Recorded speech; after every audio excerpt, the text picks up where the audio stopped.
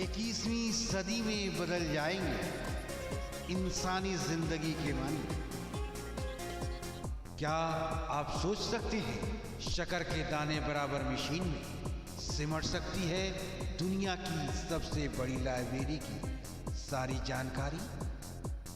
क्या आप तसव्वुर कर सकते हैं ऐसी मशीन का जो आपके जिस्मानी सेल्स के अंदर दाखिल होकर बीमारी के जिम्मेदार जरासीम को खत्म कर सकती है? जी हाँ, अब आपकी उम्र दराज की तमन्ना भी पूरी हो सकती है, क्योंकि ये सदी है नैनो तकनीक की। ये है नैनो की नेमत। नाजरीन आदाब, मैं हूँ रोजी और लेकर हाजिर हूँ आपका मनपसंद प्रोग्राम नैनो की नेमत। नाजरीन मेरा भी आदाब कबूल कीजिए, मैं हूँ डेजी आपके साथ।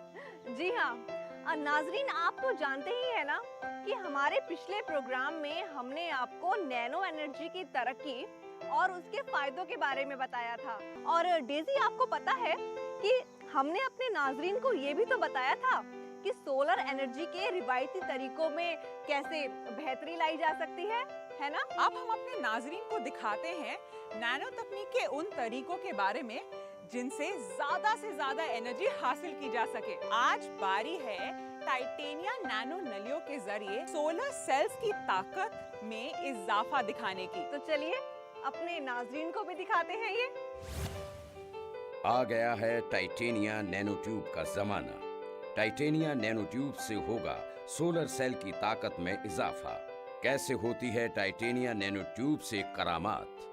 क्या है टाइटेनिया नैनो ट्यूब का राज? यही है नैनो की नेमत का हैरत अंगेज कारनामा।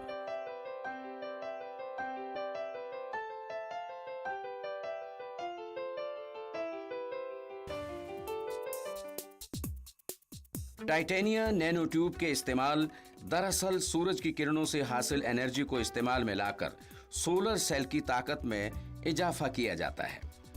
ये तो सब जानते हैं कि दुनिया में सबसे लाफानी और गैर रिवायती एनर्जी का जरिया सूरज से हासिल होने वाली रोशनी से है, जो हाइड्रोजन पैदा करने या सोलर सेल में इस्तेमाल की जाती है।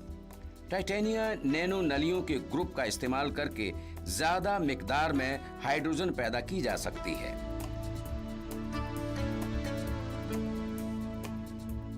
जी हाँ, अगर इसके बैंड डिस्टेंस को कामयाबी के साथ मंजर स्पेक्ट्रम में तब्दील कर दिया जाए तो हम हाइड्रोजन पैदा करने के तरीके को एक्सपेरिमेंट करके देख सकते हैं।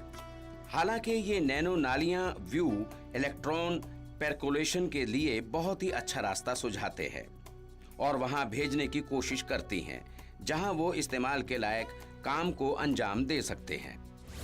एक बहुत बड़ा सोर्स है एनर्जी का हाइड्रोजन, लेकिन हाइड्रोजन बहुत आसानी से अवेलेबल है, लेकिन हाइड्रोजन के साथ प्रॉब्लम यह है कि उसको कैसे स्टोर करें। स्टोर करने के लिए आपको बड़े बड़े टैंक चाहिए और ख़ास तरीके से ऑन बोर्ड अगर कोई व्हीकल चला रहे हैं वहाँ कहाँ कितना बड़ा सिलेंडर रखेंगे जिससे व्हीकल में उसको यूज़ कर लें, तो एक स्टोरेज की प्रॉब्लम है। तो जो स्टोरेज के लिए हैं वो sodium hydride, magnesium hydride, hydrides use किए जाते हैं।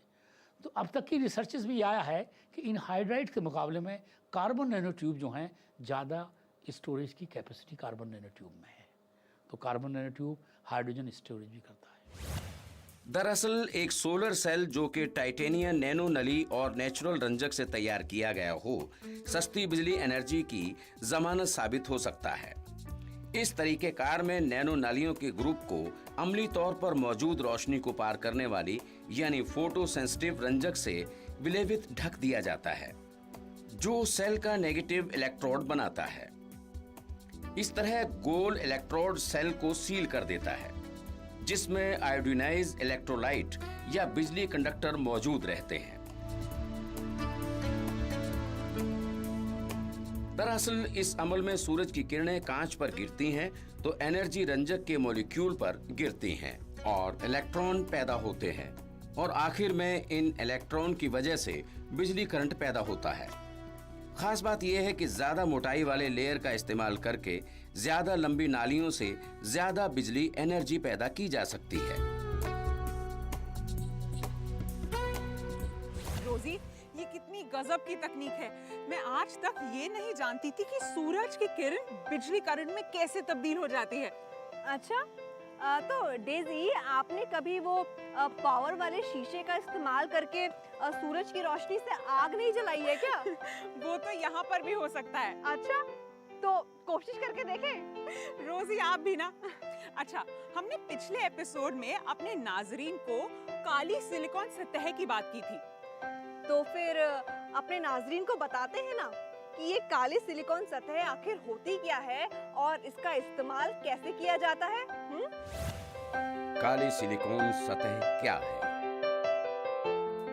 सोलर सेल्स की कैपेसिटी बढ़ाने का एक और इम्पॉर्टेंट तरीका है सिलिकॉन सतहों के इस्तेमाल का। हम जानते हैं कि फ्लैट सिलिकॉन सतह ज्यादातर रोशनी को वापस लौटा देता है, जिसकी वजह से बहुत कम फोटॉन जज्ब हो पाते हैं और बहुत कम एनर्जी हासिल होती है। इसलिए इन सेल्स की कैपेसिटी में इजाफा करने के लिए किरणों को लौटाने की सिफत को कम करने वाली आशिया का इस्तेमाल किया जाता है, जिससे रोशनी बहुत कम वापस होती है और ज्यादा एनर्जी हासिल होती है। सिलिकॉन सोलर सेल आज तक, अभी तक जितने भी तरीके से सोलर सेल बनाए गए हैं उनमें सबसे रिलायबल पाए गए हैं। ज़्यादा इनकी अपनी खुद की उम्र है, ज़्यादा समय तक ये उपयोग में बगैर किसी खास मेंटेनेंस के पाए जा रहे हैं। ऑर्गेनिक सोलर सेल बनाए गए लेकिन उनका लिमिटेड पीरियड तक ही उपयोग हो पाता, उसके बाद वो अपने आप में उनका डिग्रेडेशन या उनकी परफॉर्मेंस कमज़ोर पड़ने लगती है। सिलिकॉन सोलर सेल में भी कई तरीके की तकनीकी यूज़ की गई हैं। थिन फिल्म, जहाँ कि हम ग्लास के सबस्ट्रेट या किसी और तरीके के सबस्ट्रेट का उपयोग करके उनके ऊपर एक सिलिकॉन की पतली सी परत, जितनी की परत मोटाई जितनी कि हमारे सोलर रेडिएशन को एब्जॉर्ब और इलेक्ट्रॉन होल पैदा करने के लिए काफ़ी है, उसको जनरेट कर ले, उसको डिपॉजिट करते हैं। ये पॉलीसिलिकॉन भी हो सकती है, अमॉर्फस भी हो सकती है। और अगर ये पॉलीसिलिकॉन और अमॉर्फस है और कांच के ऊपर इनको हमने जमाया है, तो ऐसे सोलर सेल की जो कास्ट होगी, कीमत होगी, वो काफ़ी कम होती है। इन दिनों साइंसदानों ने ऐसी तकनीक इजाद की है जिसका स्ट्रक्चर केमिकल अम्ल जैसा होता है। इस अम्ल में सोने के बारीक पार्टिकल्स को, जिनका स्ट्रक्चर नैनो पार्टिकल्स की तरह होता है, फ्लैट सिलिकॉन सतह पर जमाया जाता है। जहाँ पे हम सिंगल क्रिस्टल सोलर सेल, जो कि पूरा का पूरा सोलर सेल सिलिकॉन के अंदर ही बनाया गया है, उनकी क्षमता अगर हम कमर्शियल स्टेज पे 14-15% पा रहे हैं, तो पॉलीक्रिस्टलाइन या अमॉर्फस की 10 या 8% से ज़्यादा पाने में दिक्कत होती है। रिसर्च चल रही है कि किस तरीके से हम उनकी क्षमता एफिशिएंसी के टर्म्स में आगे ले जाएं। बैंड गैप एनर्जी से ज्यादा एनर्जी के फोटोन का इस्तेमाल। ये हम अच्छी तरह जानते हैं कि सोलर सेल सूरज की किरणों से हासिल फोटोन को इलेक्ट्रॉन होल में बदलकर बिजली एनर्जी पैदा करते हैं। इसी सिलसिले को मजीद आगे बढ़ाते हुए सोलर सेल की कुव्वत बढ़ाने के लिए बैंड ऑफ एनर्जी को दुगनी एनर्जी से भी ज्यादा एनर्जी के फोटोन इस्तेमाल में लिए जा सकते हैं, जिससे 2 इलेक्ट्रॉन गैप का ग्रुप बनता है।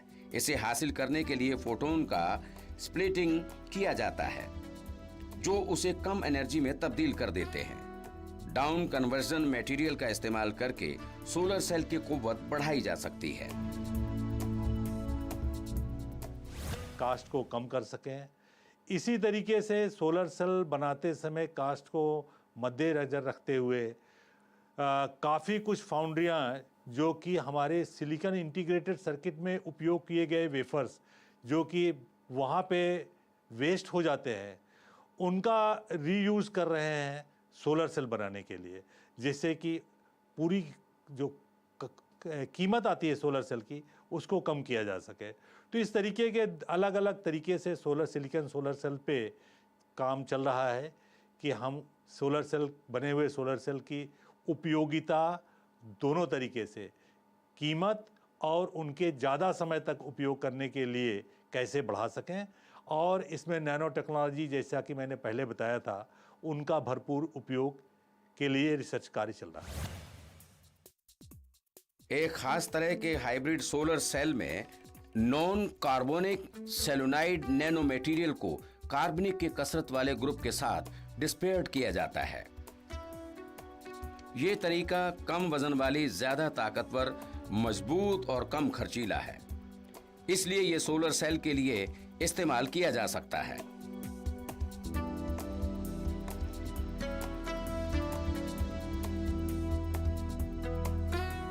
हालांकि कसीर तादाद पर मबनी कंपोजिशंस की सलाहियत बहुत कम होती है, लेकिन इस मैदान में अब खासी कैपेसिटी वाले नैनो पार्टिकल्स की तलाश की जा चुकी है।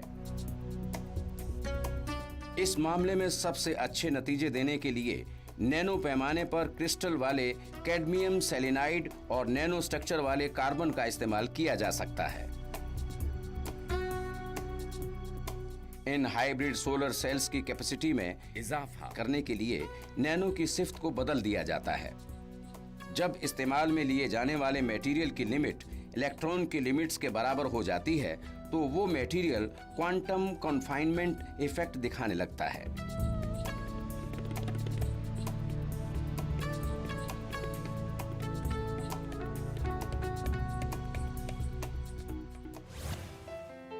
हाइब्रिड नैनो मटेरियल का इस्तेमाल। सोलर सेल ज्यादा मिकदार में फोटोन जज्ब करके ज्यादा बिजली एनर्जी पैदा करने की सलाहियत रखती है, लेकिन ये तभी मुमकिन है जब ये सूरज की रोशनी का मुकम्मल स्पेक्ट्रम का इस्तेमाल कर सके। लेकिन मुख्तसरन हम ये कह सकते हैं कि सोलर सेल के जरिए जज्ब किए जाने वाले फोटोन की मिकदार उसके आउटपुट को मुतासिर करते हैं। एक दूसरी अहम हकीकत बिजली एनर्जी को तब्दील करने वाली सलाहियत का है। सोलर सेल में इस्तेमाल किए जाने वाले मटेरियल की मुख्तलिफ करंट वाली किरणों को जज्ब करने की कैपेसिटी बिजली एनर्जी तब्दीली करने की सलाहियत को मुतासिर करती है, और सिलिकॉन से बने कंपोजिशन लगभग 1050 नैनोमीटर तक की किरणों को जज्ब कर उन्हें बिजली एनर्जी में तब्दील करती है। इस तरह सोलर सेल्स में ज्यादा बासलाहियत सेमीकंडक्टर एल्यूमिनियम, गैलियम और इंडियम का मिक्स मेटल एलॉय से बनाए जाते हैं। सबसे अच्छा सेमीकंडक्टर इंडियम गैलियम नाइट्राइड है, जो सूरज की किरणों को जज्ब करने में सबसे बेहतर होता है।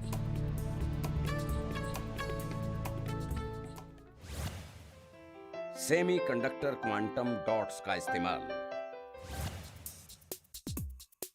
सोलर सेल की तब्दीली की सलाहियत बढ़ाने के लिए सेमीकंडक्टर क्वांटम डॉट्स का इस्तेमाल भी अच्छा इस्तेमाल है। इसमें भी बैंड गैप को मुस्तब करके सोलर सेल की कैपेसिटी में बेहतरी लाई जा सकती है। हालांकि सूरज की किरणों की बिजली एनर्जी में तब्दीली की कैरनॉट लिमिट 95% है, जबकि ज्यादा से ज्यादा बाकायदा लिमिट 33% ही है। इसमें सबसे अच्छी हालत वो होती है जब हमें ज्यादा सस्ता ऐसा मटेरियल मिले जिसका बैंड गैप जज्ब करने की सलाहियत के मुताबिक तब्दील की जा सके। और इसके साथ साथ क्वांटम डॉट्स का भी उपयोग ऑर्गेनिक सोलर सेल में किया जा रहा है, जिससे कि उनकी एफिशिएंसी बढ़ाई जा सके। इसी तरीके से नैनो ट्यूब्स और नैनो रॉड्स का ऑर्गेनिक सोलर सेल में भी कर रहे हैं। प्लाज्मोनिक्स करके एक तकनीकी डेवलप की गई है, जिससे भी एफिशिएंसी बढ़ाने के लिए कार्य चल रहा है। उम्मीद करते हैं कि इन तीनों चीज़ों को मिला करके हम कम कीमत के और अधिक क्षमता वाले सोलर सेल हम बना सकेंगे। हालांकि ये क्वांटम डॉट्स सोलर स्पेक्ट्रम के एक खास किस्से को जज्ब करने के लिए बनाए जाते हैं। इन क्वांटम में डॉट्स को काबिल इस्तेमाल करके बनाया जाने वाला सोलर सेल मिडिल बैंड बनाता है, जो कि मौजूदा सोलर स्पेक्ट्रम के ज्यादा से ज्यादा हिस्से को जज्ब करने की सलाहियत रखता है। इस तरह quantum dots material solar cell की कैपेसिटी बढ़ाकर इसे और ज्यादा इस्तेमाल के काबिल बनाने में मददगार साबित हुआ है।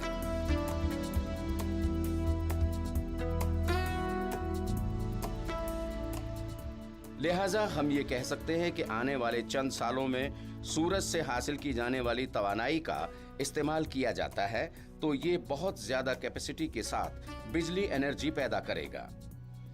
दूसरे लफ्जों में नैनो नलियों का इस्तेमाल करके मुस्तकबिल में ज्यादा कुव्वत वाले सोलर सेल तकनीक मुल्क व कौम के लिए नेमत साबित होने वाली है। अरे वाह, अब तो कमाल की सोलर सेल्स तैयार हो जाएंगी। मैं तो अपने गांव वाले घर का लुत्फ भी उठा सकती हूँ अब। गांव वाला घर? डेजी, आपका कोई घर गांव में भी है? आपने कभी बताया नहीं। खैर, बहुत खूब। पर डेजी, मैं ना एक बात सोच रही हूँ। आपको नहीं लगता कि इतनी तरक्की के बाद भी सूरज की रोशनी से हासिल की जाने वाली बिजली बहुत महंगी है ना? नहीं रोजी, मुझे लगता है आपको डाई सेंसिटाइज सोलर सेल्स की जानकारी नहीं है। क्या? डाई सेंस, ये क्या होता है? और भला ऐसे कैसे हो सकता है कि सोलर एनर्जी से जुड़ी कोई चीज मुझे मालूम ना हो? हाँ? चलिए, आपको भी और हमारे नाजरीन को भी इस तकनीक के राज बताते हैं। बिल्कुल, और ये जानना तो मेरे लिए भी बहुत दिलचस्प होगा। तो आइए देखते हैं। Dye sensitize solar cell. मौजूदा दौर में फोटोवोल्टाइक डिवाइस के जरिए बिजली हासिल करना बहुत महंगा है, क्योंकि रिवायती सोलर सेल में रोशनी को जज्ब करने वाला सिलिकॉन में बनाया जाता है, जिसमें इस्तेमाल होने वाला सिलिकॉन बहुत प्योर होना जरूरी है। इस वजह से इसकी कीमत बढ़ जाती है।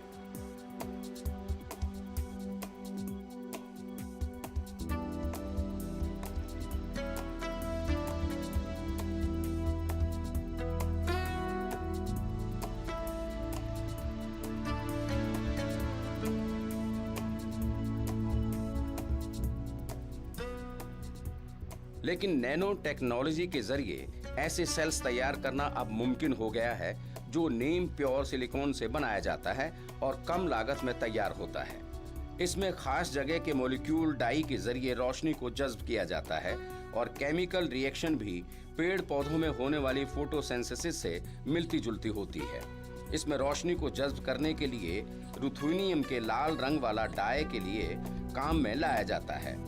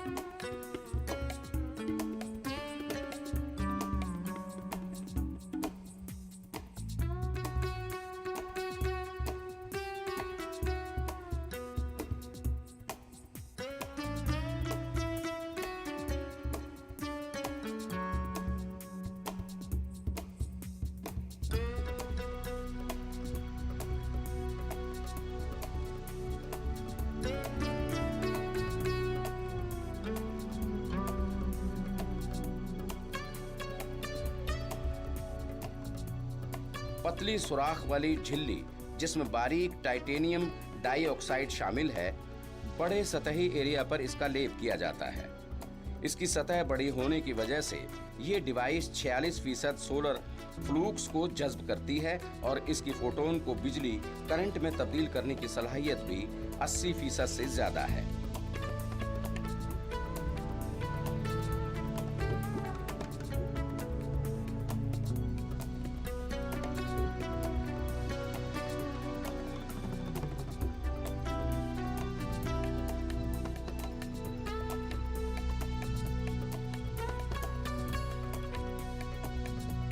सिलिकॉन सोलर सेल की तामीर के कई साल बाद डाई सेंसिटाइज्ड सोलर सेल की इजाद सोलर एनर्जी के मैदान में एक इनकलाब कही जा सकती है।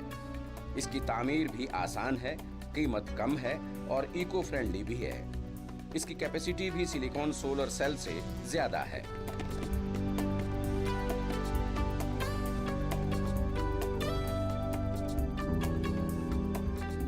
रिवायती सोलर सेल लाइट वोल्टेज असर के जरिए बिजली करंट में तब्दील किया जाता है।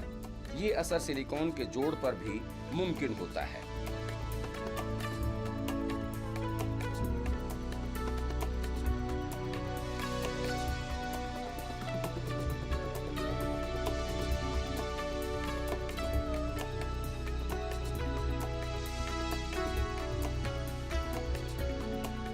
डाई सेंसिटाइज सोलर सेल में दोनों रिएक्शंस बराबर होती हैं, यानी रोशनी का जज्ब होना और बिजली करंट को अलग करने का काम। डाई सेंसिटाइज्ड सोलर सेल में फोटोसिंथेसिस की तरह ही अमल होता है। जैसे पेड़ पौधे खाना तैयार करते हैं, उसी तरह का डाई सेंसिटाइज्ड सोलर सेल में भी होता है।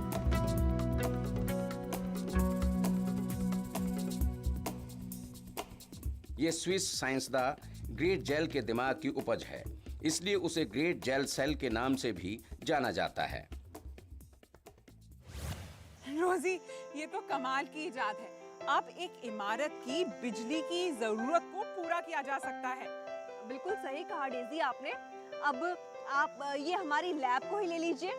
जरा सोचिए कि अगर इस बिल्डिंग पर सोलर सिस्टम लगा दिया जाए तो मतलब फिर तो बिजली की सारी जरूरत उसी से पूरी हो जाएगी, है ना?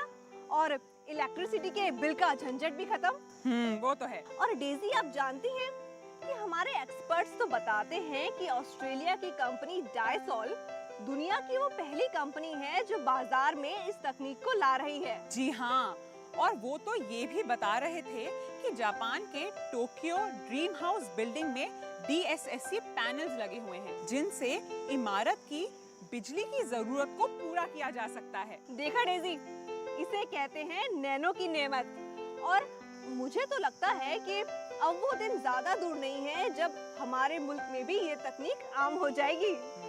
रोजी, वैसे एक बात बताइए, अगर ऐसी तकनीक हमें इतनी आसानी से मिलने लग जाए तो इससे क्या-क्या तब्दीलियां दिखाई देंगी? अरे तब्दीलियां तो होंगी ही भाई। हमारे काम करने का तरीका बदल जाएगा, लोगों की जिंदगी को रफ्तार मिलेगी, और तो और सबसे बड़ी बात, बिजली के बिल का झंझट खत्म। अरे वाह, तो कितनी तरक्की होगी, सोच के देखिए। मैं तो अपने गांव वाले घर को ना आबाद करने निकल जाऊंगी और इस तकनीक को सबसे पहले वही लगाऊंगी। डेजी, मुझे एक बात बताइए कि आपको ये अपना गांव का घर क्यों इतना अच्छा लगता है? हाँ? ये आप सोचिए, आपको मैं कल बताती हूँ। वैसे भी हमारे एपिसोड का वक्त खत्म होने जा रहा है, तो चलिए अपने नाजरीन से लेते हैं इजाजत। खुदा हाफिज।